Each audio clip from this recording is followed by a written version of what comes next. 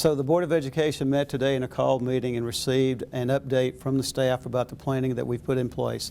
After receiving that information from the staff, the board then shared their concerns about the coronavirus and what they wanted to set as priorities. They wanted to make sure staff were safe, students were safe, and that learning could continue. And so the board gave me authority in that after our executive session to be able to close school for students and staff next week. Students and staff will come to school on Monday and Tuesday. That will give us an opportunity to make sure that we're able to feed those students once we're out of school, similarly as we do for summer feeding. It also will give us a chance to find out who does not have technology as well as devices, and allow us to provide some devices to students on Tuesday. Once that's complete, we will then have staff come in on Wednesday just to verify that we're up and running and ready for being out of school. On next week, Thursday evening, we have a board meeting.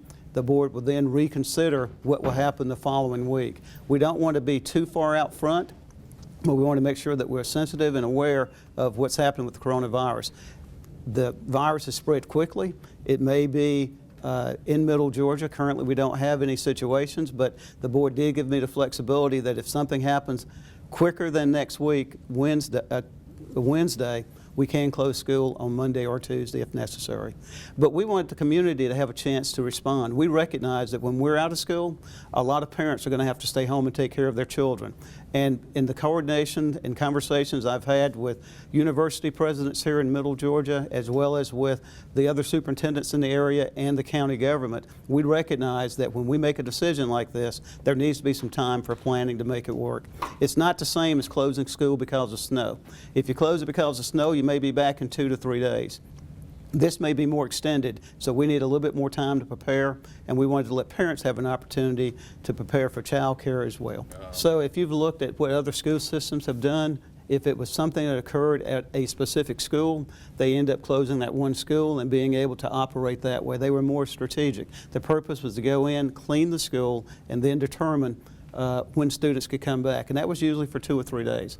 What you're going to see in this particular case is maybe the same thing where we could be more strategic. It's important for us to know that what's important is being able to feed our students who depend upon us for that in a consistent way. And while we are planning and getting ready, I need time to make sure that we've done all the final coordination with the county as well as the public to make sure we're ready for it. So I anticipate the majority of schools will be open. I hope the community trusts us enough to know that if we think there's a danger, we're not going to put anybody at risk. I'll be honest with you. I'm in that age group where they say it's a problem. I have many bus drivers, nutrition workers, custodians that are in that same age group as well. I'm not going to endanger them. My board doesn't want to, but we have to be recognize that every day in school matters.